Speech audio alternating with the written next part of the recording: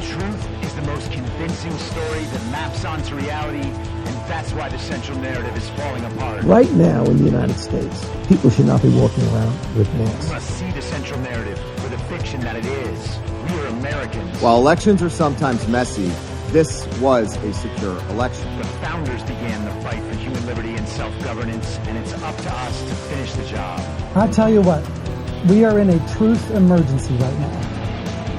This is the end game.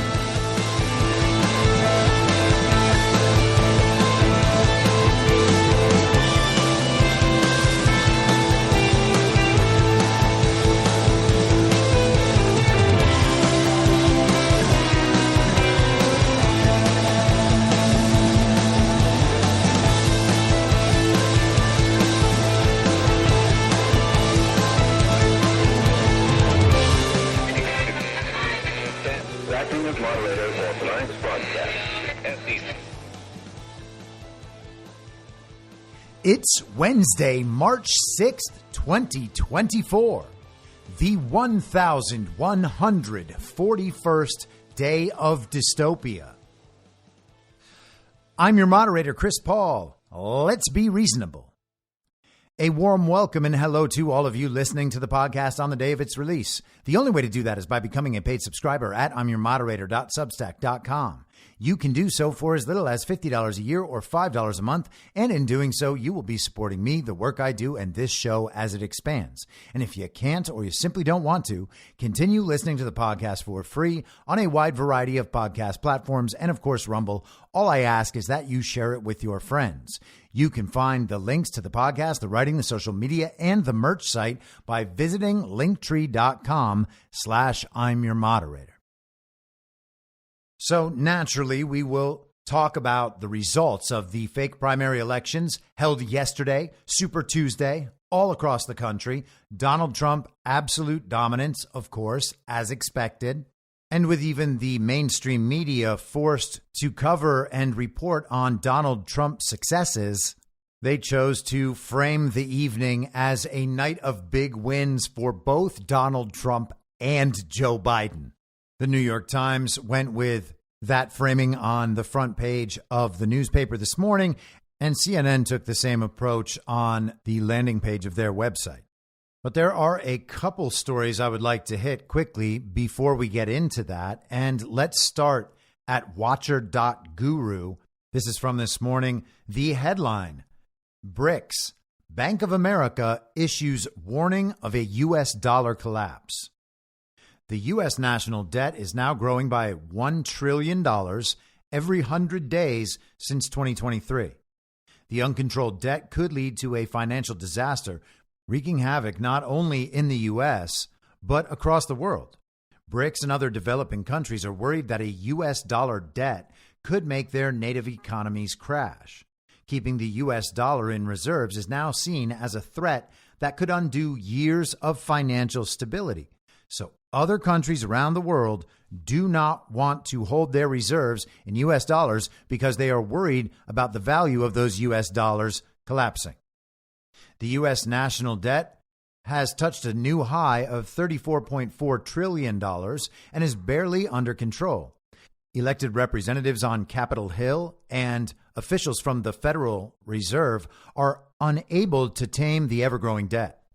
Amid the economic turbulence, Bank of America has issued a warning about a possible U.S. dollar collapse. Moreover, this allows BRICS to spread the de-dollarization initiative across the world. The article from Watcher.guru links to a piece from Forbes. The U.S. national debt is rising by $1 trillion every 100 days. Michael Hartnett, chief strategist for Bank of America, wrote in a note to clients seen by CNBC, adding it's, quote, little wonder debt debasement trades closing in on all-time highs. And he cited the rising prices of gold and Bitcoin.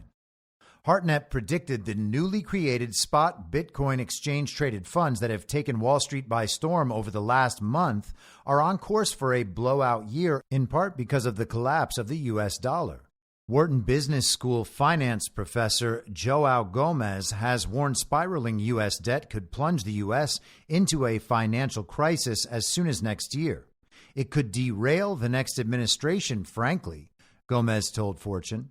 If they come up with plans for large tax cuts or another big fiscal stimulus, the markets could rebel. Interest rates could just spike right there, and we would have a crisis in 2025. It could very well happen.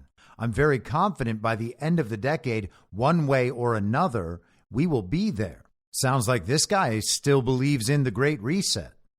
Last month, the Black Swan author Nassim Taleb said he believes the U.S. economy is in a death spiral. As long as you have Congress keep extending the debt limit and doing deals because they're afraid of the consequences of doing the right thing, that's the political structure of the political system.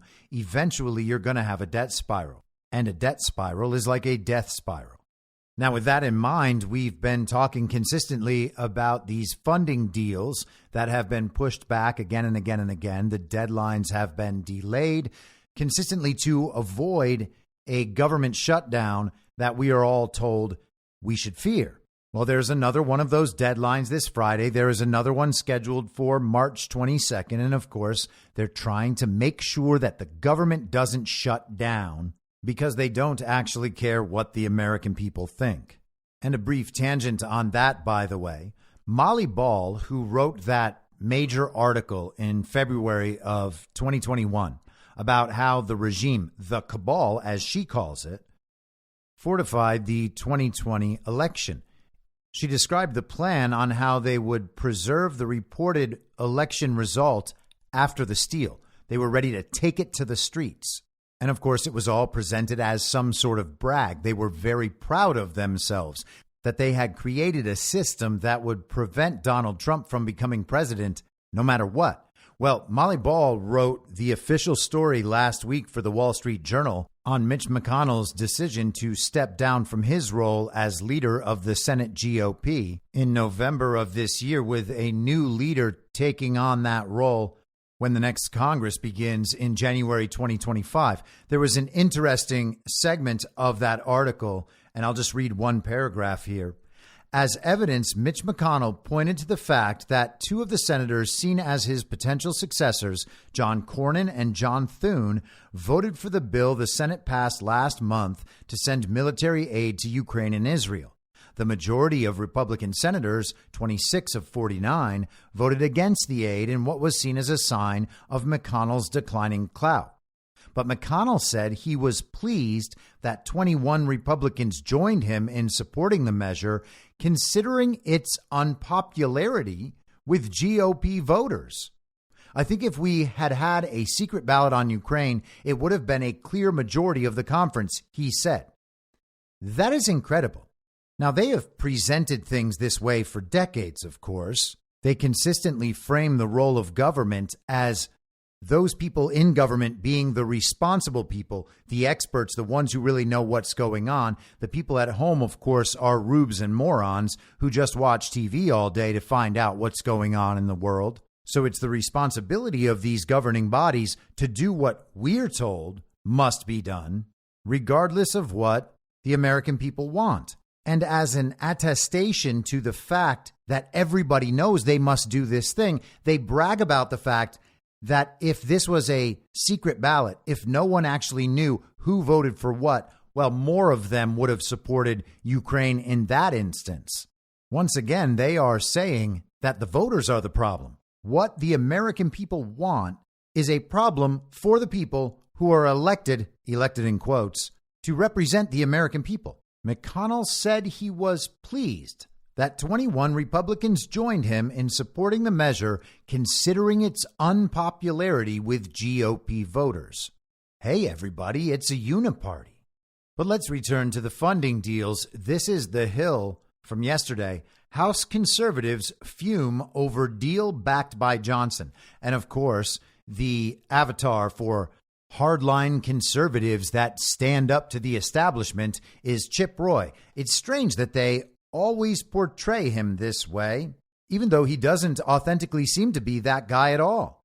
Chip Roy spent last year supporting Ron DeSantis and insulting Trump supporters in no uncertain terms, palling around with all the Ron DeSantis simps, going on the shows of Steve Deace.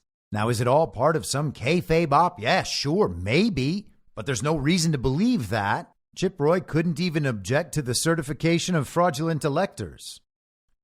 Hardline conservatives are up in arms over the bipartisan government funding deal endorsed by Speaker Mike Johnson. But heading into this week's vote to prevent a partial shutdown, they've been forced to acknowledge they're all but powerless to block it. Members of the hardline conservative House Freedom Caucus have urged Johnson to demand deep cuts in spending and scores of conservative policy changes, including tougher border security, as part of the two 2024 funding packages moving through Congress this month. Absent those provisions, they've pressed the Speaker to abandon the 2024 talks and pursue an alternate strategy to keep spending at current 2023 levels through the remainder of the fiscal year. Johnson's weekend endorsement of a minibus deal, which includes 6 bills that will fund a slew of agencies through September, essentially ignores the entreaties of his right flank. And to tell you the truth, I would ignore those entreaties too. I would absolutely bet on Mike Johnson right now over Chip Roy. In fact, I think Chip Roy might even be the leading candidate to bring the motion to vacate against Mike Johnson when it comes time. We shall see. I am just speculating. Don't freak out. I'm also not saying, hey, this is what I want to happen. I'm just thinking about how things might go down in the future so that we can mentally prepare for them and consider how we might react. The package excludes a number of the policy riders demanded by the conservatives while providing billions of dollars in funding over 2023 levels, an increase established by last summer's debt ceiling deal between President Biden and former Speaker Kevin McCarthy. The deal has infuriated the hardliners who are accusing GOP leaders of bailing on the party's promises to use its House majority to bring fiscal responsibility and balanced budgets to Washington. And honestly, any idea that the Republican Congress that began its term in 2023 was ever going to accomplish anything was preposterous. There was no chance that was ever going to happen. It is not a legitimate body. They do not pass off legislation to a legitimate Senate, and they don't send legislation to a legitimate president to sign into law. People think all that's crazy. It can't be possible. All this stuff really is happening. It really does carry the weight of law. It does carry the authority of the Constitution, regardless of what you think about the 2020 election outcome or the outcome of the midterms or any other election. This is just how it is. This is what they're doing, and it all counts. Except that's not true. And we are seeing very clear hints that it's not true. Again, I will mention the decision handed down last week in federal court in Texas to Attorney General Ken Paxton, invalidating a $1.7 trillion spending bill emerging from the prior congressional session because the proxy voting provisions that they put in place due to quote unquote COVID prevented them from having a quorum, thus making those votes unconstitutional. Now, I understand how complicated things look under my view, and I understand that it seems like it would be impossible to unwind any of this. And while I certainly understand those concerns, neither of them change the underlying reality that this stuff is indeed illegitimate and unconstitutional and invalid. Likewise, the GOP establishment in that illegitimate Congress has done nothing to help the American people throughout this time. If anything, they have made it more difficult because they are members of the uniparty right, and they are not there to represent us. They are there to represent the people who put them in office. And it is not the American people. It is not the American voter. Chip Roy wrote on X, formerly Twitter, this omnibus spending bill, divided into 2 minibus bills to hide it, will spend $1.65 trillion, $30 billion plus more than Pelosi. It's littered with earmarks. It fails to secure the border and punts almost every GOP policy win, thus will fund most of Biden's lawlessness and tyranny. Hey, Chip, you had a chance to object to Joe Biden's lawlessness and tyranny by rejecting those fraudulent electors, and you didn't. People like Chip Roy are responsible for the fact that Joe Biden even gets to effectively pretend to be a legitimate president of the United States of America. The Democrats didn't steal the election. The Uniparty stole all the elections. The Uniparty politicians in both political parties helped to validate and support the reported results of those stolen elections. And that gaslit the hell out of Republican voters around the country, who were told that they had to continue supporting the Republican establishment while it lied to their faces about the usurpation of the Constitution and the presidency that hold this union together. Chip Roy is in no position to blame someone else for supporting Biden's lawlessness and tyranny. Chip Roy is participating in the controlled opposition side of that dynamic. While conservatives are fuming, however, they don't seem ready to use the last tool at their disposal, the motion to oust the speaker, which led to McCarthy's demise in October, threw the GOP conference into chaos for 3 weeks, and prevented the House from conducting any legislative business after Hamas's unprecedented attack on Israel. Representative Tim Burchett came to Johnson's defense and said Speaker Johnson inherited a bad situation. With the former speaker leaving early, he's really put us in a very bad spot. So this speaker's just having to maintain. That's about all he can do. And he's talking about Kevin McCarthy leaving at the end of 2023, just abandoning his office for all of 2024. That reluctant resignation reflects both the simple math of the House, where Republicans control just a slim majority, and the political realities of a divided Washington, where Democrats control both the White House and Senate, and every major legislative achievement necessarily requires bipartisan buy-in. And it would be more accurate, of course, as always, to say unipartisan buy-in. That is all that matters. Figure out how to pass and implement the uniparty agenda. Those dynamics have left Johnson with a choice in the budget fights. He can either forge deals with Democrats to keep the government open, or he can side with the hardliners and demand steep cuts in spending, which would likely lead to a shutdown. Time and again, Johnson has chosen the former.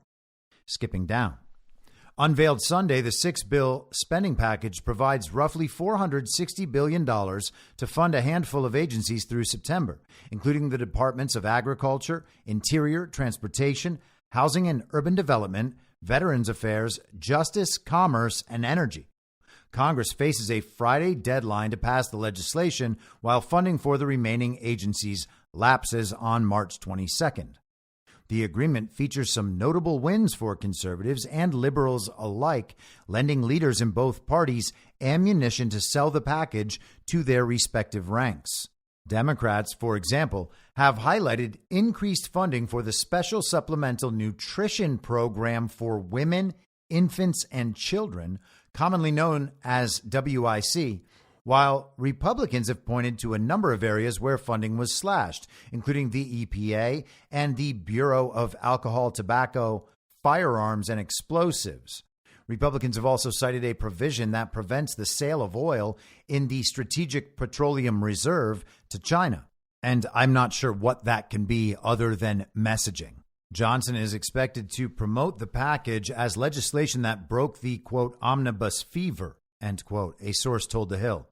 Citing a slide at a conference communications meeting on Monday, playing into the hatred conservatives have for the sprawling, typically end-of-year spending bills. That messaging, however, is doing little to win support from hardliners, who are billing the package as a weak policy crafted by the D.C. swamp and arguing it is essentially an omnibus because it includes 6 spending bills. Now, if you recall, at the beginning of 2023, when Kevin McCarthy became Speaker, one of the agreements for the new Congress was that they were going to bring individual spending bills on the floor for an up or down vote so that people across the country could see how representatives were choosing to spend the American people's money. The complete polar opposite of that situation, the inversion of that situation, is one of these omnibus spending packages where all of the spending gets lumped in together along with quote unquote must pass legislation like the NDAA and the Farm Bill. And there's just one up or down vote taken on the entire thing so that no one can really be held accountable. Corrupt uniparty congressmen can return to their districts if people question them about various elements in these massive spending packages. They can simply say, well, I had to go ahead and pass all this other stuff that you actually like. And the only way to do that was by voting yes for the entire thing. It's not really my fault. This is just how things work in Washington. It is yet another level that prevents the American people from holding any of these illegitimate representatives accountable at any point. So basically what we now have is two halves of an omnibus that will both be passed under the same principles, but we will be told this isn't an omnibus. We did two votes. Now, amidst all of this, of course, they are still trying to set aside another $100+ billion for the fake foreign proxy wars, most particularly in Ukraine, even as that situation continues to fall apart in more and more amusing fashions. This is from the National Pulse yesterday. Ukraine is definitely Russia. Medvedev unveils map showing Ukraine shrunk to Kiev and its suburbs. Former Russian President Dmitry Medvedev unveiled a map proposing the partition of much of Ukraine among its neighbors during a speech on Monday. Standing in front of his map, the Russian politician and ally of President Vladimir Putin declared that Ukraine is historically part of the Russian state. Our geostrategic space has been indivisible since the time of the ancient Russian state, Medvedev, currently serving as deputy chairman of the Russian Security Council, said. He added, "This concept must disappear forever. Ukraine is definitely Russia." The map shows Russia's territory expanded to comprise almost all of Ukraine's eastern and southern regions, including its entire Black Sea coast. Poland and Romania would each receive territory in western Ukraine. The latter would receive the Vinnytsia and Chernivtsi oblasts to act as a buffer between Poland, a NATO member, and Russia. Medvedev's map reduces Ukraine to just Kyiv and its surrounding suburbs. Historic parts of the country need to come home, Medvedev explained, continuing, "All our adversaries need to understand once and for all a simple fact, that the territories on both banks of the Dnipro River are an integral part of Russia's strategic and historical borders." The article includes a post from X, formerly Twitter, an account called Business Ukraine Magazine that claims to be an English language journal of Ukrainian current affairs, wrote, "We have now reached the point in Russia's invasion where former Russian President Dmitry Medvedev feels confident enough to dress up as Mini-Me and declare that Ukraine must be wiped off the map. Western fear of escalation inevitably leads to Russian escalation. So you see that? If we don't build Ukraine up enough, then Russia is going to take their whole country, just like these lunatics have been saying the whole time. And it seems pretty clear that Russia has taken their whole country. Now, we're not going to be told this by most Western media outlets. They will side with Ukraine Business Mag, believing that the entire landmass that they have been told on their maps equals Ukraine. But that is just not the case. This is the former Russian president saying, that's just Russia. And it is just Russia. Crimea is just Russia. The Donbass is just Russia. And when you realize that, all of a sudden it becomes, wait a second, we're going to send hundreds of billions of dollars to the global regime so that they can attempt to protect their stronghold in the land that is also the ancestral home of the Khazarian mafia. We're just going to keep sending them stuff so that they can attack Russia in an area that they believe is Ukraine but isn't. You would think at some point they would just be happier to admit it. Now, speaking of Ukraine, you might know that the fake president Joe Biden is giving a fake State of the Union speech tomorrow night, Thursday. And of course, at these events, invited special guests sit in the upper balcony. They are always recognized. Each one has their own story for why they're there. The press widely reports it. But sadly, the fake president is going to have a few no-shows. This is the New York Times this morning. Ukraine's first lady declines invitation to State of the Union address. She cited a scheduling conflict as the reason. Her press secretary said due to scheduled events, including a visit of children from an orphanage to Kyiv, which was planned in advance, the First Lady will unfortunately not be able to attend the event. Okay, so she's not going to attend the State of the Union in the United States because some kids from an orphanage were headed to Kyiv. Got it. Yulia Navalny, the widow of the Russian opposition leader Alexei Navalny, who died in a Russian prison last month, was also invited to the address but is unable to attend, the White House said on Tuesday. If both women had been able to attend, their presence could have provided a powerful symbol of unity against President Vladimir Putin of Russia, at a time when Mr. Biden is pressing Republicans in Congress to approve a $60 billion military and financial aid package for Ukraine. Facing setbacks on the battlefield, Ukraine has said it urgently needs American military aid to keep up its defense. Ms. Zelensky's decision not to attend Mr. Biden's speech contrasts with Kyiv's usual readiness to put representatives on the international scene to rally support for the war-torn nation. Why don't they refer to her as Mrs. Zelensky? She and her husband, President Volodymyr Zelensky, have traveled extensively around the world since Russia's full-scale invasion began 2 years ago, attending award ceremonies, diplomatic meetings, and presidential inaugurations. But recent trips by Ukrainian officials to the United States have yielded few results. Mr. Zelensky left Washington empty-handed in December after meeting with Mr. Biden and Congress members, whom he hoped to persuade to unblock the $60 billion aid package. So basically, it's not worth their time to come to the United States of America anymore because they can't get the money they want. Now, while Alexei Navalny's wife is not going to be attending the fake State of the Union, she is attempting to continue her husband's political activism in Russia, or you could just say she is taking the baton and continuing whatever kind of strange intel op Alexei Navalny was running. This is from the Associated Press today.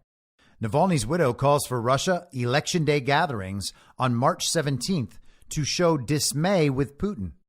So I guess the color revolution begins. The widow of Russian opposition leader Alexei Navalny, who died in an Arctic prison 3 weeks ago, called on his supporters on Wednesday to join a protest of this month's presidential election that Navalny devised shortly before his still unexplained death. Oh, so he had this secret plan and now she's going to carry it out. Yulia Navalny asked Russians opposed to President Vladimir Putin to get in line at voting stations on March 17th, the last and main day of voting. Putin is certain to win a fifth term in office, potentially extending his rule to 2030 in the election that includes only token opponents. Navalny acknowledged that in a video message on X, formerly Twitter, saying, quote, Putin will imagine any result that he likes, even 80, even 180%. Ah, gosh, what a sense of humor. It's crazy that no one is getting upset at her for destroying faith in our democracy. She is tearing down Russian democracy with her words, suggesting that Vladimir Putin might give himself 180% of the vote. She is suggesting that Russian elections are rigged and stolen. And the only people who do that are those people who want to tear down democracy, those people who want to repeat the big lie. Yulia Navalny is repeating the big lie right now. Why aren't they charging her with insurrection? And it's because elections are only stolen by sovereign nationalist leaders who are not aligned with the global regime. Leaders who are aligned with the global regime, they don't steal elections. They win because they are the most popular candidate. And then they propagandize the country and enact a censorship regime so that the people can never express that, hey, we actually don't like you. But back to the AP. The gathering, quote, will help millions of people see like-minded people and realize that we are not alone. We are surrounded by people who are also against war, against corruption, and against lawlessness, she said. We need to use Election Day to show that we exist, and there are many of us. We are actual, living, real people, and we are against Putin. What to do next is up to you. You can vote for any candidate except Putin. You could ruin your ballot, Navalny said. Navalny had floated the noontime concept on February 1st, saying it was a, quote, completely legal and safe, end quote, way to protest and that authorities would have no way of countering it. mass protest actions in Russia have become effectively impossible under Putin's intensifying crackdown on dissent and criticism in recent years. He's just going to arrest all his political opponents because he doesn't like what they're saying about him.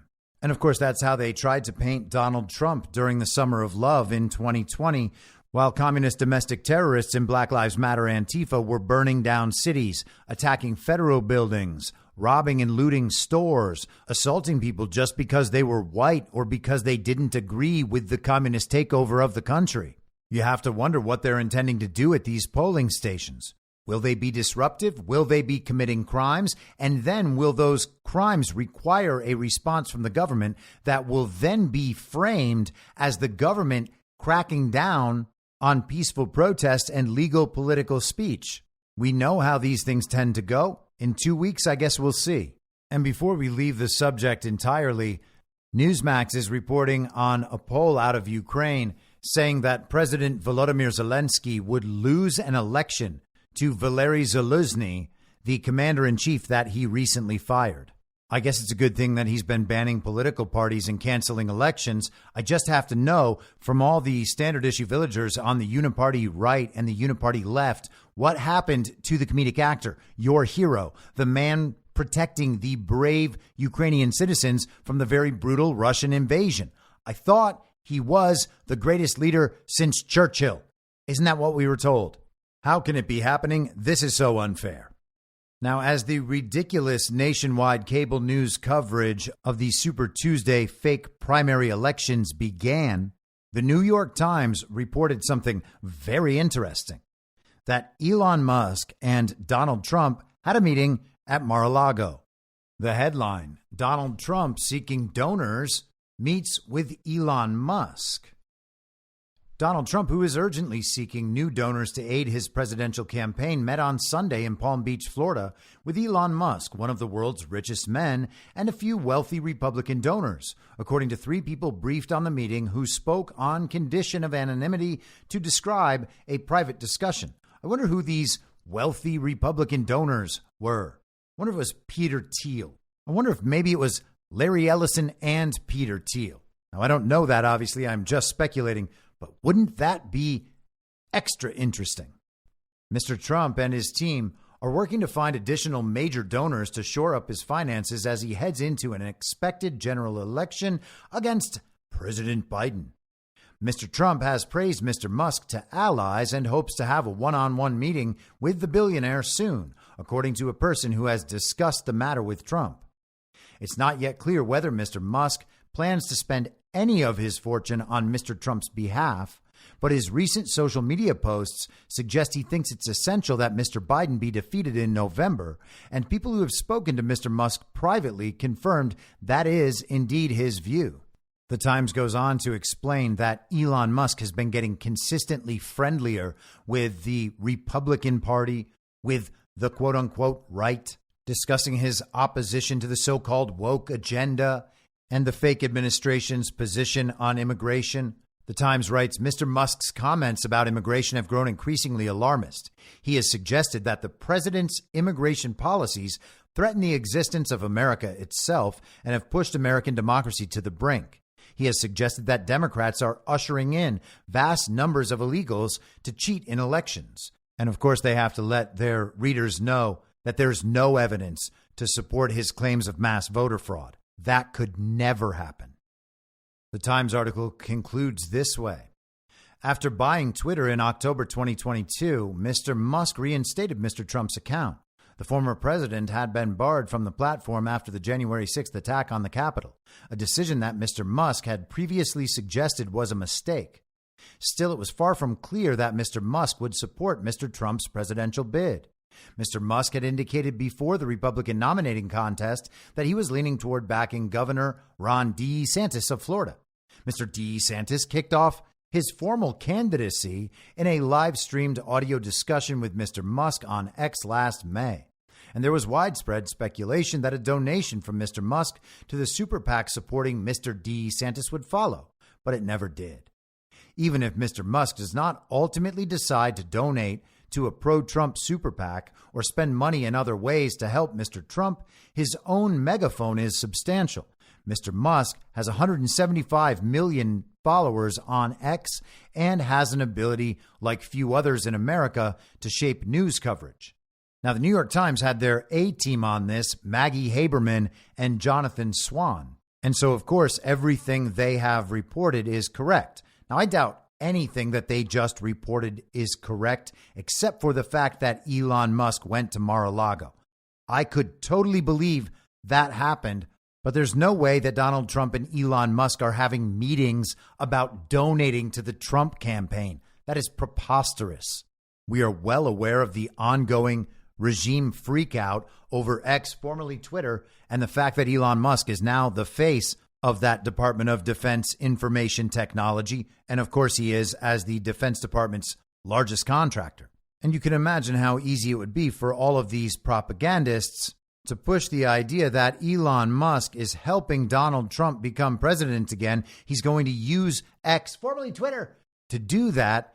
And so what the illegitimate Biden administration would need to do in response, or maybe even preemptively, is to increase the censorship over X, formerly Twitter, and try to claim that Elon Musk and X itself are involved in election interference trying to prevent Joe Biden from winning.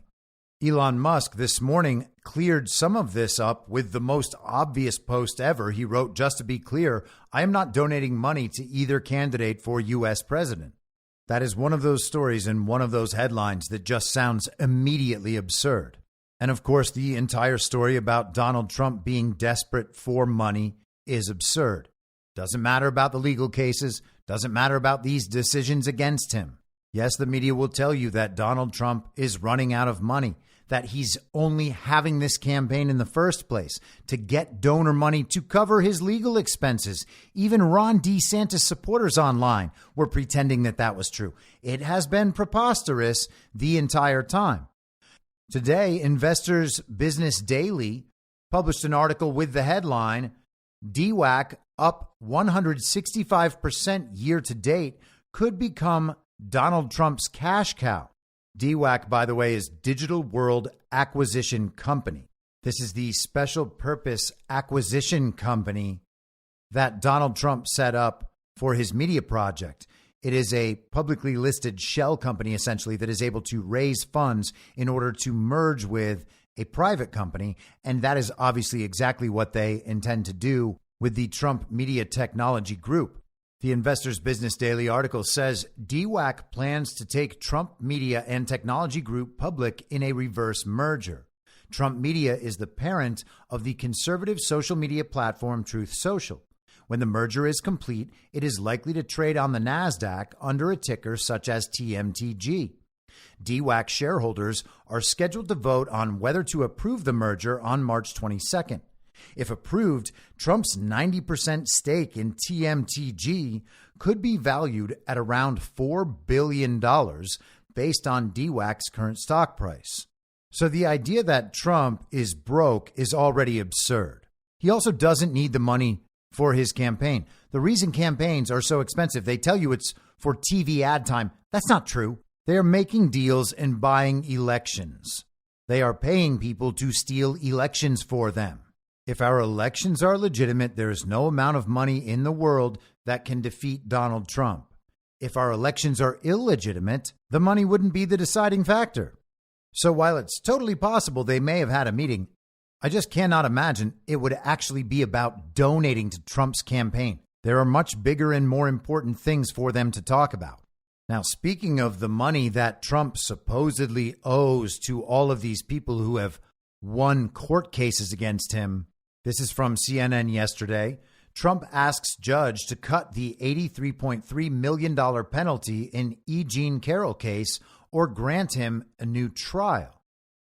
In a long shot bid, former President Trump is asking the judge to significantly reduce the $83.3 million jury award or grant a new trial. Trump argued that Judge Lewis Kaplan wrongly prohibited him from defending himself during his brief testimony, and that warrants a new trial. In court filings Tuesday, Trump's lawyers said Kaplan erred when he stopped Trump from testifying about his own state of mind and when he gave erroneous jury instruction on the definition of common law malice. Trump's lawyers said the jury should have been told they needed to find that it was Trump's, quote, sole exclusive desire to harm, end quote, E. Jean Carroll. This court's erroneous decision to dramatically limit the scope of President Trump's testimony almost certainly influenced the jury's verdict, and thus a new trial is warranted, Trump's lawyers wrote. Before the trial began, Kaplan restricted Trump's testimony, saying he could not deny raping Carroll or deny making the defamatory statements following a judgment that was already determined by a different jury in 2023. The judge made the attorneys preview questions Trump would be asked and what his answers would be. In the end, Trump answered just a handful of questions. The new legal effort comes as Trump has asked Kaplan for more time to post the bond, which is due shortly. Trump asked the judge to give him 30 days after the judge rules on post-trial briefs. Carroll opposed that request, saying Trump hasn't provided any evidence that he can afford the payment. The judge is weighing the request. Again, preposterous. In the latest legal motion, Trump's attorneys focused on Trump's testimony and one exchange when Trump was asked by his lawyer, "Did you ever instruct anyone to hurt Ms. Carroll in your statements?" Trump replied, "No, I just wanted to defend myself, my family, and frankly, the presidency." Carroll's attorney objected, and the judge struck from the record what Trump said after the word no. This was error, and it was prejudicial, Trump's lawyers wrote. So they're claiming that this judge restricted the arguments Trump could make in his own defense. He struck from the record words that Trump actually said in his testimony, and he failed to properly instruct the jury on what actually constituted defamation. They also argued that both the compensatory damages and the punitive damages were totally out of line with the damages awarded in similar cases. All right, now let's get to the superest Super Tuesday there ever was, or as Meghan McCain called it in a now deleted post on X, formerly Twitter, the worst Super Tuesday ever. So No Name's daughter is very, very upset about the results from the primary. She was immediately upset as they rolled in, and that's because they all favored Trump in a major way. And that was true even in the places that people like Meghan McCain, establishment Republicans, members of the Uniparty right, thought that they would have better things to say about the performance of Nikki Haley, which they would then use as evidence that they were still relevant, even though they really obviously are not. Now, in the midst of the massive left-wing cable news host meltdown after the Supreme Court decision was announced, 9-0 in favor of Donald Trump, allowing him to remain on the ballot in Colorado and elsewhere, Rachel Maddow, I guess filled with total existential dread, tried to drive her viewers into a frenzy not only over the Supreme Court decision, but also the fact that the Trump campaign was becoming more sophisticated and Republicans around the country were becoming more sophisticated. They were trying to force their states to actually follow the law when it comes to elections. She had on her show a New York Times writer who wrote an article about the preparation for ballot challenges in the upcoming election. Do the clerks and the local officials who are being targeted by these efforts, obviously it's voters who are being targeted, but they're being targeted through local officials. Do the local officials kind of have the wherewithal to deal with this? Do they know what they're up against? Are they being kind of pushed into this? They're being told they're breaking the law and they must do what these activists want them to do. Well, I think some are very much afraid of breaking the law. And, they're under a microscope like they've never been before. Yeah. There's poll watchers everywhere who are, trying to either catch a mistake, catch anything that they can to seize on to either challenge or kind of change the election. So I think so many election officials are overtaxed. They're underpaid. All election offices across the country don't have enough money to simply carry out elections. And there's been numerous laws recently preventing them from getting other sources of money. And then Congress isn't passing the bill or part of the budget in Congress to give elections more money. So they have a lot on their plate. And if they see an email that's like, you got to follow the law, some just think, I have to follow the law. It's in front of me. Right. Others are more familiar with this. You know, if you look at Georgia, in the 2021 Senate runoff elections, there were 360,000 voter challenges. That's a massive amount of challenges. They hadn't seen that forever. So they're a little bit more familiar with the statutes, and they're ready to assess these, how valid they are. They do have a process that they have to follow. Georgia passed a law in 2021 that kind of expanded what you can do to challenge a voter, but they're a little bit more prepared. Yeah. If they're getting blowtorch attention from one side, that's going to have an effect in terms of how they react, and they're going to need support, among other things, to know the right thing to do and to be able to stand up against pressure. He was just expressing his concern that election officials might simply just follow the law, not knowing any better. He just admitted 360,000 voter challenges in Georgia in the January runoff. And he seems to be implying, at least, that they didn't actually follow the law on each one of those ballot challenges. They simply just pushed it all through and certified it. And we will come back to some of this in a bit. But Maddow also said this following the Supreme Court decision meltdown. But I will just leave you with this.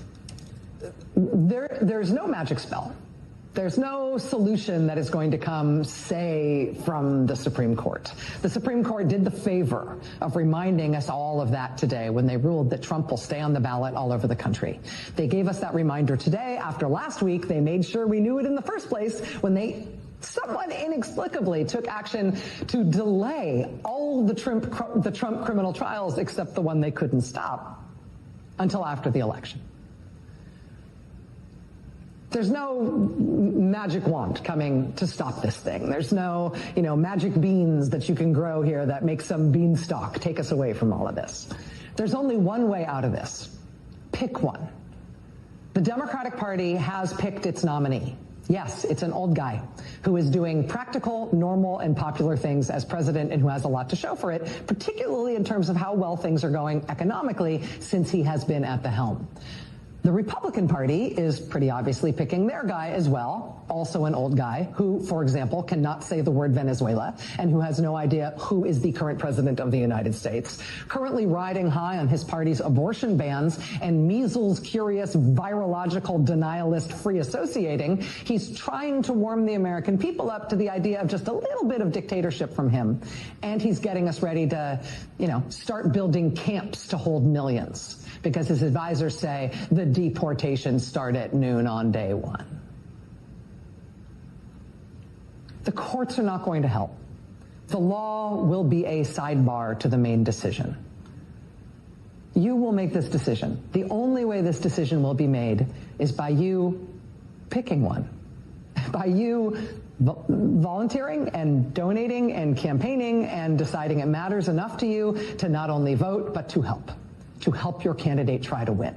The Republican Party really, really is amazing right now. But the only thing that will stop them is Democrats winning instead. Period. Full stop. Thank you, United States Supreme Court, for the clarification. The campaign, if we didn't know it already, the campaign starts now. The only way to stop Donald Trump is by figuring out a way to rig the election for Joe Biden and have people actually believe it. That is what it's come down to for Rachel Maddow. They're only going to be able to decide the election through the election. They tried to get every single possible silver bullet they could, and none of them actually hit their target. None of them have killed the monster. The monster is still coming right at them. Now, it's funny because people like Rachel Maddow have to know that these elections are being stolen, and they are just biased in the sort of way they are at heart communists. They are totally immoral about these things. It is all about power. They know they're the good people who are going to do the good things for everyone else. It is their goodness that will guarantee those positive outcomes, and it is the evil of the other party that will prevent these outcomes. And because of how important it all is and how good they are, they determine that it is necessary to take power no matter what. The enemies, they care about only themselves, while they tell other people to care only about themselves too.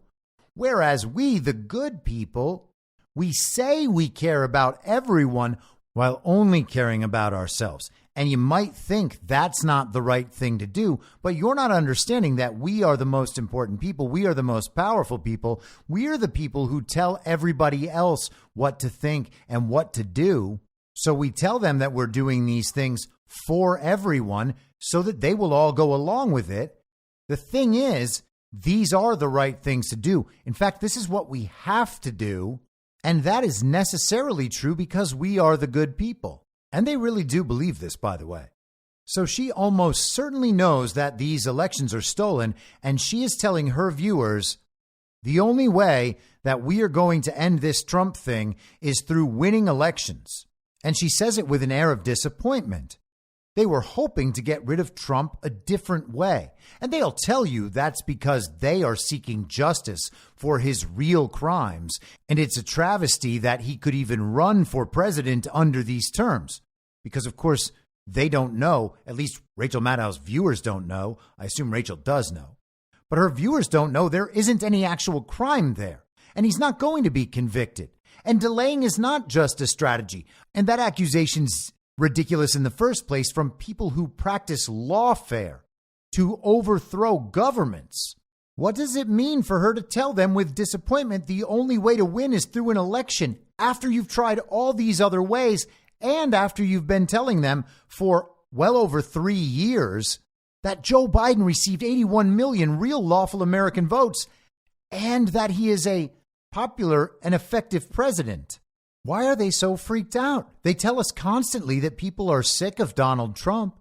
The voters don't want a Trump or Biden rematch. The voters think Donald Trump really did commit these crimes.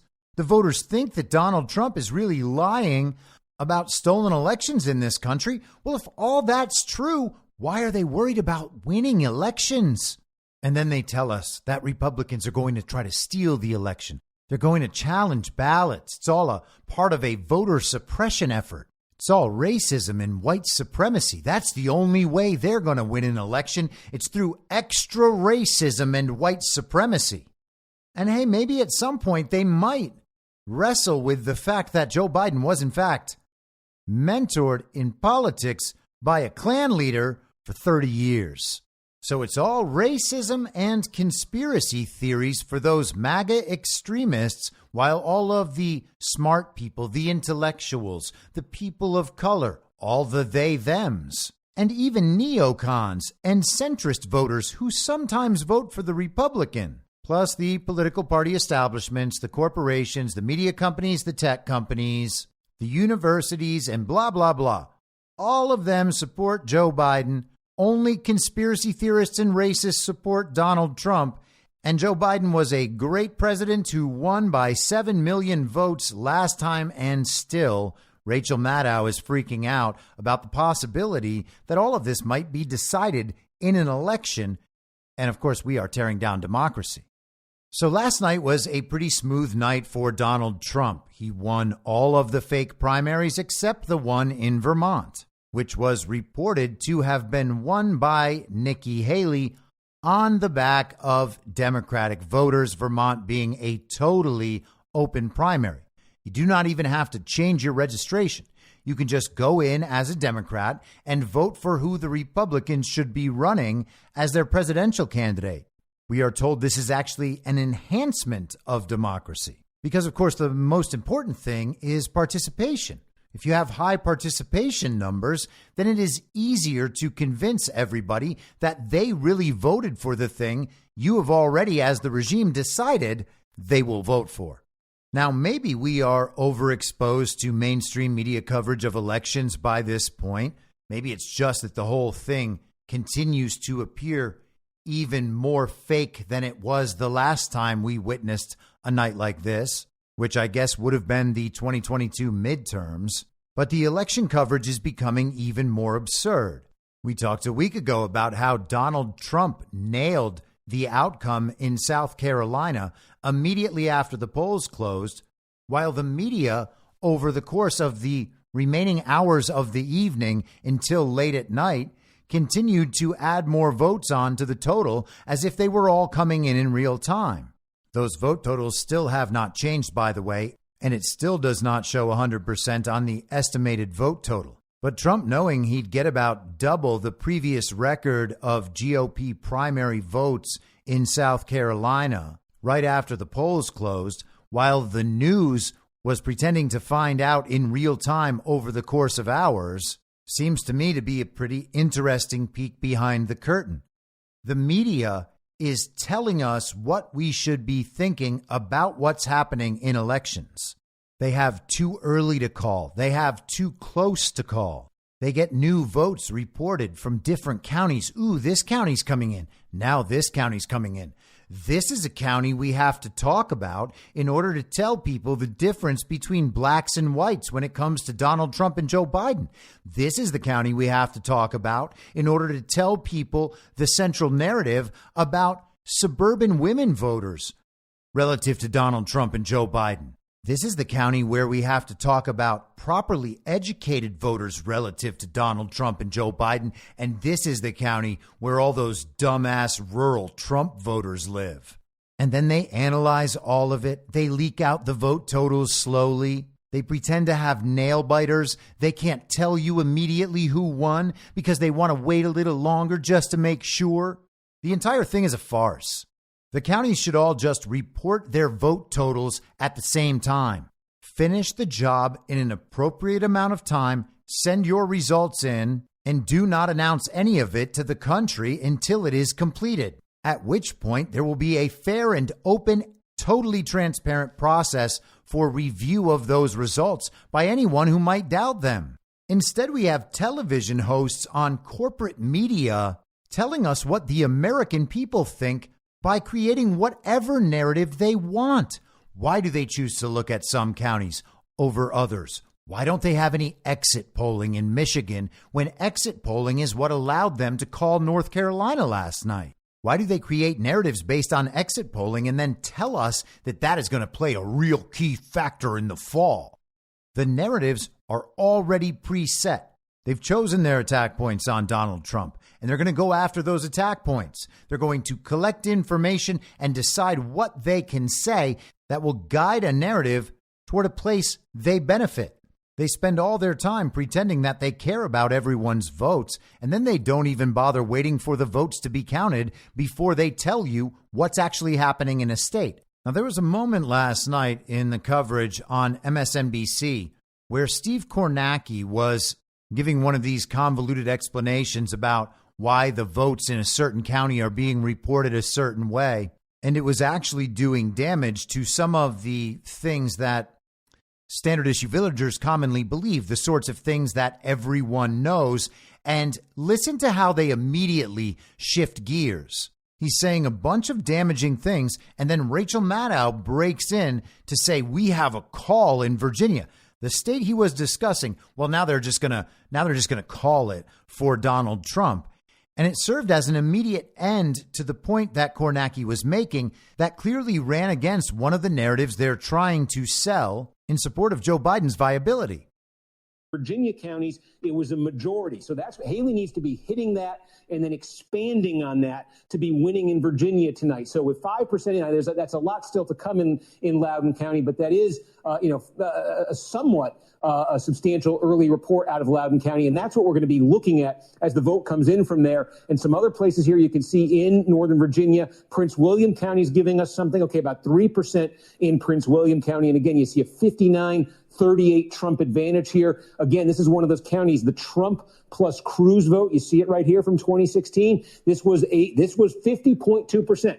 It was basically just as close to a narrow majority, as narrow as it can come. Trump and Cruz in 16. So again, if Trump were to be running at 60% or more tonight, that is 10 points higher than that Trump Cruz number. This is a small number of the vote in, but that's the benchmark we're going to be looking at as the votes come in from here. And it looks like we do have some. Okay, we were talking about this earlier, and look how they almost fit together like pieces of a puzzle. This is Washington, D.C. right here, where we saw Nikki Haley pick up the win on over the weekend. And we talked about how those immediate areas right over the Potomac River are actually demographically similar to D.C. when it comes to the Republican primary. So this county right here, Arlington County, this is more than 80% white college educated here in Arlington County, right on the flip side of the Potomac. And you do see in the early voting here, 5% in Arlington County.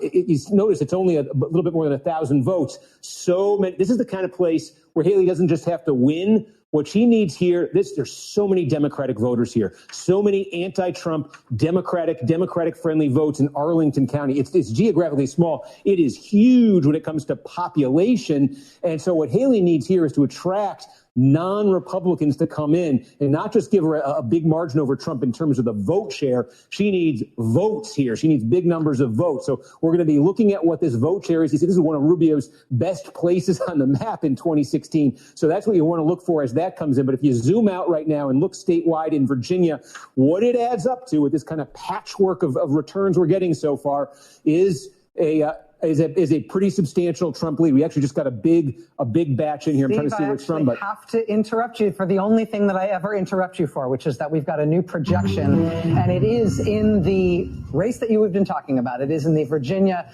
Republican primary. NBC News can now project that in the Virginia Republican primary, Donald Trump is the projected winner. So again, Steve, that is just what you were talking about in terms of what's going on statewide versus the places where Nikki Haley needs to run the strongest. Looks like, from the very early returns, looks like she may be running strong in the places she needs to run the strongest, but NBC is projecting that it won't be enough to pull the state. And I can tell you what we got that call from. We were just looking at Loudoun County. A minute ago, we told you 5% of the vote was in. The call comes because it just jumped to 33% right before you came in with the call. And you can see that lead that Trump had is stabilizing here. A majority right now for him in Loudoun County. And as you got a big batch of the vote in, Haley did not take a big leap ahead of him in Loudoun County. So that goes a long way towards giving you that call for Trump statewide. And just quickly, I think we do have some votes coming in Vermont right now. We mentioned again that this was going to be one of Haley's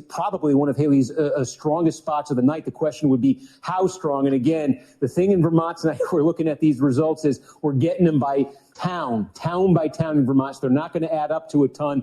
But basically, if you're Nikki Haley, where the votes have to really come from in Vermont, there is a Burlington metro area. It's about 17% of the votes in the Republican primary is going to come from Burlington, South Burlington, Colchester, that part of Vermont. There is also a population center around Rutland. So in Montpelier, too. These should be Haley-friendly areas, but a lot of very small towns that add up that have Trump-friendly demographics. All right, Steve. Well, we'll keep an eye on those Vermont returns as they come in. And if we get anything else interesting in terms of understanding more about that Trump win in Virginia. The next state where polls are closing is North Carolina. And not too long after the North Carolina polls did close, and they immediately called it for Donald Trump, CNN did, based on exit polls. North Carolina is like Virginia, right? Those are both states that the Democrats want to convince everyone are good states for them, despite the fact that people who live there are like, yeah, this is a red state. But there's this weird thing where Donald Trump is painted as the extreme far right guy. Therefore, Nikki Haley is more establishment. She's more centrist. And if she does well among quote unquote Republicans in that state, it makes that state seem as though it's more likely to go for Joe Biden in a rigged election.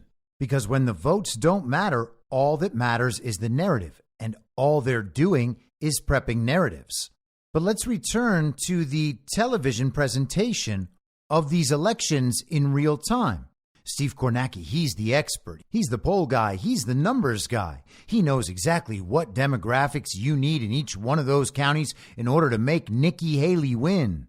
Nikki Haley really needs to overperform in this county because this county is where those highly educated white voters are. And that's her voting bloc. Go white college educated voters. Go Nikki Haley. And then as soon as the elections are over, they remember that proudly catering to the interests of white college-educated voters, is antithetical to everything these communists ever pretended to stand for.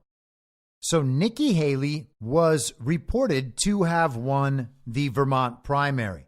She is roughly 3,000 votes ahead of Donald Trump, with 3% of the vote yet to come in.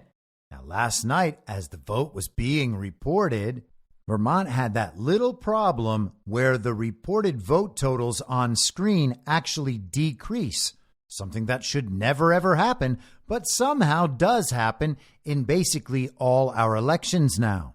But it's not something we can worry about. Worrying about that is a conspiracy theory.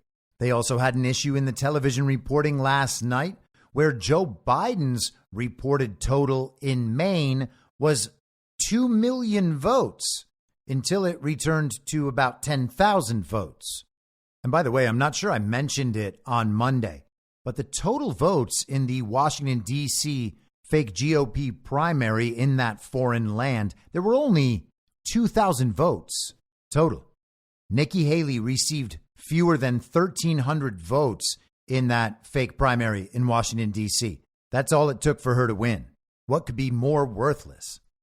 Last night, she was reported to have won Vermont, as I said, by 3,000 votes, only 69,000 total votes in that Vermont fake primary. Seth Keshel wrote on Telegram, with no real contest between Trump and Haley, 2024 total vote counts in states substantially lags 2016 turnout with a contested nomination in the balance. Trump, Rubio, Cruz, Kasich, Bush, Carson, et al. Not so in Vermont. Turnout is up 16% in the GOP primary from 2016. Way down for Dems with an incumbent. My very back-of-the-napkin estimate for Vermont is 15 to 20,000 votes in Haley's favor from Democrats. 15,000 over would have put the margin at Trump plus 22, a little behind the polling. Open primaries must end. Vermont only has 9 bound delegates, and the entire thing at this point seems obviously to be a charade. It is a stage play. We are watching what it would be like for an election to be happening. We are playing out all of these necessary narratives in order to reverse all of the justifications that the Democrats might have for saying that someone beat Donald Trump in an election. The primary process, to a large extent, has allowed us to do that. Now, it'll be interesting to see how the rest of this primary process goes. I can imagine Donald Trump endorsing a bunch of candidates in various primaries in order to let people know who the good MAGA candidates are. And with that, we have to know that it's not going to be 100% perfect. There will be people that say they are on board with the America First agenda, with the MAGA movement, who prove ultimately not to be. Some of that should be expected, but I suspect we will also see Donald Trump trying to create some buzz around some of these people so that the nation begins to learn who this next wave of potential Republicans up in this 2024 election will be. In their coverage last night, the mainstream channels, I think it was MSNBC and Steve Kornacki, they were reinforcing the idea that only about 50 or 60% of the Republican Party believed that Joe Biden was an illegitimate president. It is certainly much more than that. Democrats may not admit it, but they know as well. And we'll come back to Super Tuesday in just a second. But this morning, an affidavit in the Fani Willis Fulton County RICO case filed by a man named Mark Wingate reveals that 148,000 mail-in ballots did not receive signature verification, and also that chain of custody documents had not been provided when requested. And I think it's worth taking a second and going through at least some of this affidavit. Mark Wingate introduces himself as a member of the Fulton County Board of Registration and Elections. He says he's held that position since 2017 when he was nominated by the Republican Party of Fulton County and appointed by the Board of Commissioners. In his affidavit, he writes, "During that 6-year term, I have become aware of the intricacies of election operations and maintenance in Fulton County and throughout Georgia. I voted not to certify the results of the 2020 general election because, as a result of my service on the BRE, I was not comfortable with the processes and procedures used to derive the final election results, including, among other things, the voter registration counts in the active-inactive voter rolls, which I had requested for months.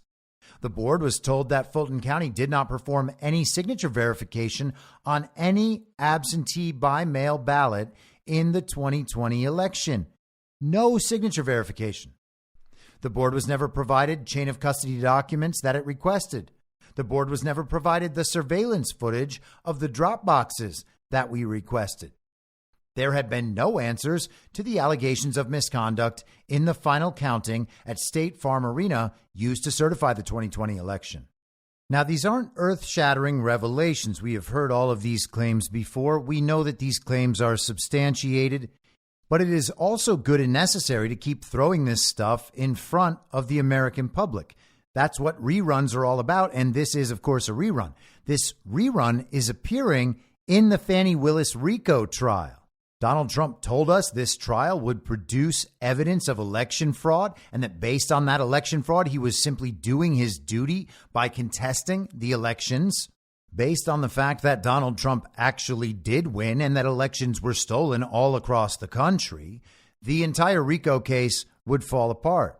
Now, I don't think anyone thought we would get election fraud evidence this way, but I'll take it. And since we are speaking about election fraud in Georgia and election fraud in general, take a listen to this. Jack Posobiec posted this morning. This is corrupt Michigan Secretary of State Jocelyn Benson, who, Posobiec notes, was also a former staffer at the Southern Poverty Law Center.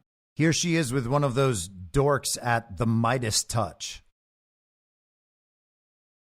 Michigan leading the way in a lot of these efforts to ensure that democracy continues to exist, that every vote is heard and counted at the ballot. But you're not just helping Michigan. You're part of a group of secretaries of state that are really working on this around the country. Can you tell us about that? Yeah, one of the things we saw in 2020 was that particularly in battleground states, we were all battling a common adversary, a really nationally coordinated effort to undermine the will of the people, both before, during, and after Election Day. And we learned to semi-coordinate with each other in 20.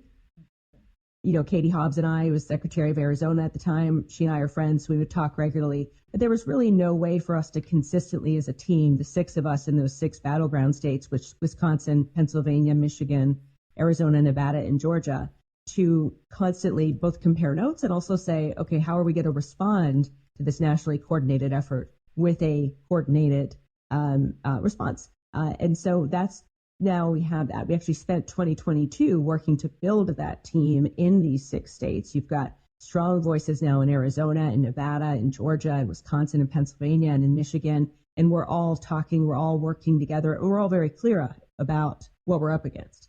Because the battle over the future of our democracy isn't going to be in the post-election process only. It starts now. And it starts with how various court battles are playing out, and you'll see all of us getting hit with the same types of sham lawsuits that are lawsuits, or PR campaigns masquerading as lawsuits. So as we work together, as we talk to each other, we can develop common strategies and be much more powerful and united as a team, even across party lines, than we would be if we were just fighting these battles in our respective states by ourselves. Now, there is already a centralizing organization for secretaries of state. It's called the National Association of Secretaries of State. You have to wonder if that organization has been infiltrated. Maybe there are people like Alabama's Wes Allen, who seem to be actual America First secretaries of state, people who are actually trying to have legitimate elections. Potentially, they needed a channel to work outside that. But it is very odd that the swing states, people working on elections in swing states, have formed this little coalition. Obviously, nothing good can come from that. So let's get into some of the reactions to last night. Donald Trump is reported to have won Colorado by 27 points. That is the state where Jenna Griswold tried to keep Donald Trump off the ballot. Despite that, Trump won, which makes it even more obvious that the intent of Jenna Griswold's actions was to prevent the people of Colorado for choosing who to vote for, which I thought was an essential part of democracy. Now, in response to the 9-0 court decision, Lauren Boebert, who is the congresswoman from the Aspen area in Colorado, came out saying that she believes Griswold should be recalled and held accountable. This is Newsweek from yesterday. Lauren Boebert issues ominous warning to Colorado official. And with that headline, you would expect it would be some kind of death threat or something. It was nothing like that. The article says following Monday's ruling, Boebert, who represents Colorado's 3rd congressional district, posted a statement on X, formerly Twitter, saying that she was, quote, actively building a grassroots coalition, end quote, to, quote, begin the process of holding you accountable for your attack on our elections, end quote, with all legal options on the table, including, quote, a formal recall effort. She also responded to a post by Jenna Griswold on X, formerly Twitter, saying you're unfit. Time for you to be recalled. Now, to be honest, that does not sound all that ominous. That sounds like a congresswoman encouraging a totally peaceful and legal political solution. But let's get to some of the reactions from last night. Here is CNN's John King, the man who touches their magic board. Percentage of it has actually jumped up even more. It's 88% of the delegates. So you look at the percentage. Donald Trump cannot mathematically clinch tonight, but he can get within 100 or so of what he needs, and he can do that next week. And so what you have here is, he has remade the party in his image. There are still some Republicans who are trying to take it away, like take it back. Right? That's over. That's over. There's no back. That party doesn't exist anymore. Right. It just doesn't. It just doesn't. Look at the House of Representatives. Look at what's happening in the United States Senate. Mitch McConnell stepping aside. And some of the more governing conservatives trying to keep their power even just within the Senate Republican conference. This is a new Republican Party. And so you have a very formidable Republican frontrunner who has remade the party in his image. And I know a lot of people at home are asking, well, wait a minute. We all saw January 6th. Wait a minute. Innocent until proven guilty, but there's all these cases. He has convinced them he won the last election. Never mind anything that happened since then. A majority of these voters are going to the polls in most of these states still saying that Donald Trump should be president. And so this is his party. And again, sometimes I think stop talking, just look. This is his party, and he is on a march to the nomination. That does not mean if the general election were tomorrow, there's a lot of data that suggests he would win at this moment in time. It is not tomorrow. It's 8 months from now. So you have two very strong frontrunners who both have very significant weaknesses. And then you have the question of the third-party candidates, which I raised earlier. And so the weaknesses come in the sense of, in very much the way you're talking about how he is reforming the Republican Party. Right. More working class people, including voters of color, African-American, men primarily, but also Latinos. That's right. The former party is gone, but the people in that former party who left represent such a small portion of that former party. It doesn't matter that they left. They support the uniparty. It is better that they're gone. And I'm not sure if Jake Tapper was discussing Joe Biden's weaknesses on purpose there. It sounded like he was trying to remark on weaknesses for both the candidates, and then ended up simply saying that Donald Trump is reforming the party and bringing in more working class voters and more quote unquote people of color. So how is that a weakness for Donald Trump? How is that a weakness for both of them? That is only a weakness for Joe Biden as the former Democrat base totally erodes. It's funny because they're basically totally reliant on all of these old narratives that used to work for them and no longer do. And it's like they're unable to adjust to it. They don't understand what they're saying. They have to admit that all of these different demographics actually are leaving the Democrat Party and are switching to Donald Trump, but they don't seem to entirely incorporate into their thinking exactly what that means. Here is former Obama campaign manager David Axelrod on CNN. And amusingly, you're not going to be able to see this, but he is seated next to none other than CNN's own Adam Kinzinger. All of these legal travails, he has all of these indictments, all of these lawsuits and so on, has given him a chance to look indomitable, look strong, look resilient. And that's actually in some ways helped him. Now, the main cases haven't gone to trial yet. That could be a different story. But he's actually used these to propel himself to this moment. And not only does it make Trump look strong and indomitable and resilient, it makes MAGA look that way as well. No one's leaving Trump. No one even believes what they're saying. The America First movement is growing. There are more and more Trump supporters every single day, and it has been that way for years now. This is why we don't need to compromise. This is why we shouldn't have to vote in rigged elections. And this is why we should never, ever grovel. We should never silence ourselves. We should simply speak truth when and wherever we can and refuse to comply at every possible opportunity.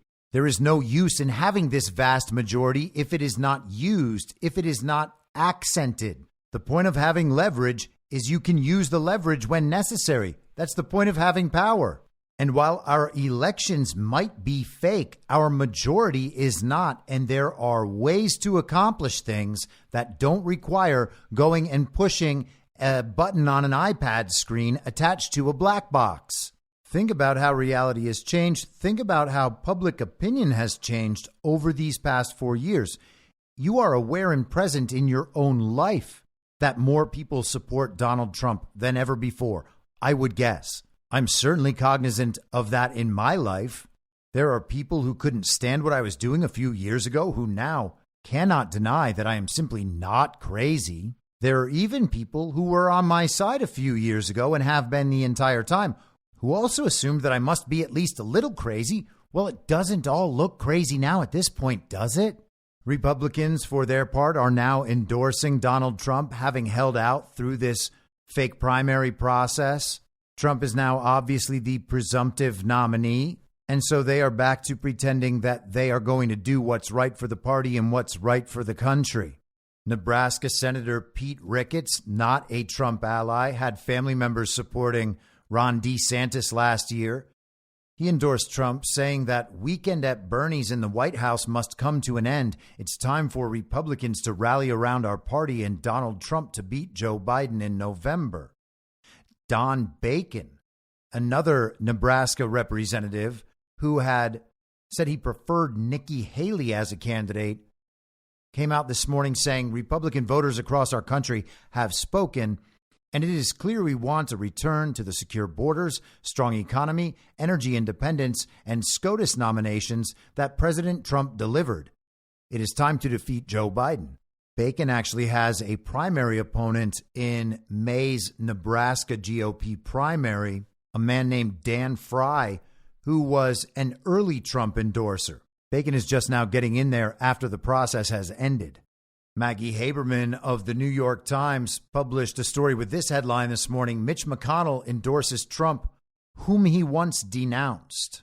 And she included Mitch McConnell's statements after the so-called insurrection, when he said former President Trump's actions preceding the riot were a disgraceful dereliction of duty, saying there was no question that Trump was, quote, practically and morally responsible for provoking the events of that day.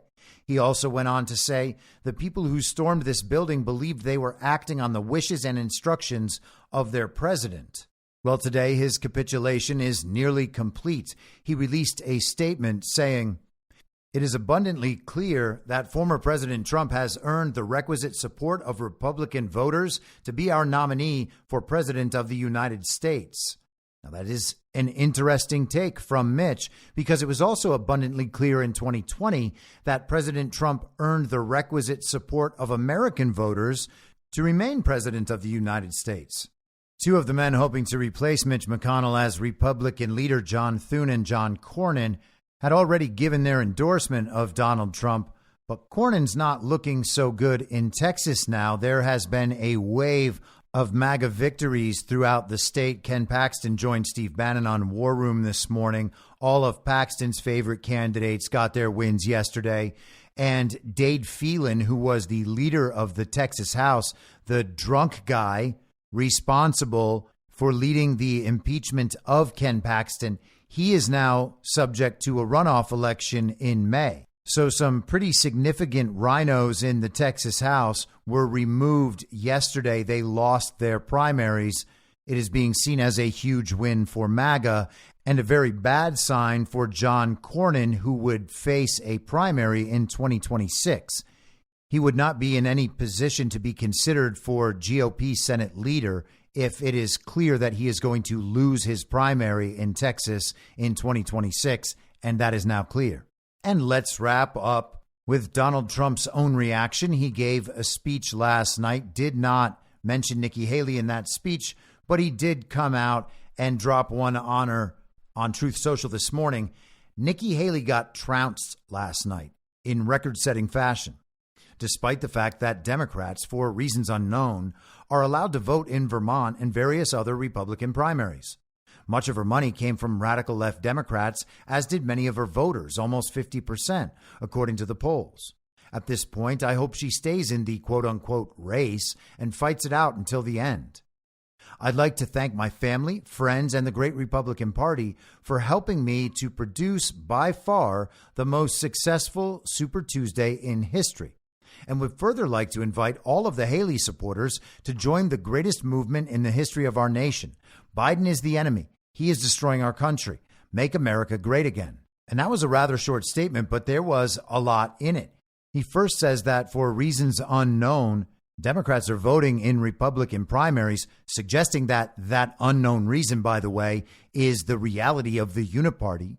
Democrats are voting in Republican primaries because the Republican Party has allowed that to happen. He also said he hopes Nikki Haley stays in the quote-unquote race. Why would you put quotes around the word race if it's a real race?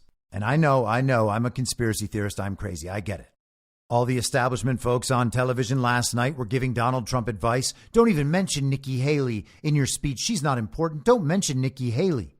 And on CNN, MSNBC, they were talking about how Donald Trump may have lost these Republican voters forever. He needs to court Nikki Haley and her supporters, as if her supporters somehow care what Nikki Haley does. Nikki Haley, for all intents and purposes, isn't even a real person. She is just an avatar for anti-Trumpness. The only chance they would follow her anywhere is if she ends up running as a third-party candidate and they actually believe that they have some way of preventing Joe Biden and Donald Trump from being president. Unless they're actually able to replace Biden, and it doesn't seem like they're going to be able to do that, all they have left is the chance of a third-party run. Not that there was ever any chance that Nikki Haley would win, but Donald Trump is now absolutely the presumptive nominee, the prohibitive favorite, and Nikki Haley has dropped out of the fake primary race. We are now hearing about how Donald Trump has to unite the country. He has to move toward the left now that we're in the general election season. But there's no chance of that because the place to unite is around the right thing, the right solutions. That is America first. We are already in the place we need to be. If wannabe elites don't want to join us there, they can continue to pine away for a third-party candidacy of Nikki Haley because they absolutely do not want to get stuck arguing in favor of either of these men. They can't argue in favor of Biden because it's so obvious that he's incompetent and immoral and unfit in every possible way for the presidency, and they're unable to full-throatedly support Donald Trump because they're cowards. Donald Trump doesn't need to reach out to these people. These people need to come to their senses, and it's probably going to take some event in their lives to make them do so. Reasonable Podcast Network. I don't have a network. Masks and lockdowns don't work. They lied to you about a pandemic, and Joe Biden will never be president. They still have not been affected to the point where they actually have to question whether or not they're wrong about things they will admit they know virtually nothing about. In my mind, that's the end game. If you're listening to this episode for free, you can support me and support the show and the work I do by signing up for a paid subscription at imyourmoderator.substack.com. You can do so for as low as $50 a year or $5 a month. Comes out to under a quarter per episode, and you'll blast right through the paywall for all of the writing. The merch store is www.cancelcouture.com, and you can find everything else by heading to Linktree. Linktree.com/I'mYourModerator. And I'll see you soon out on the range.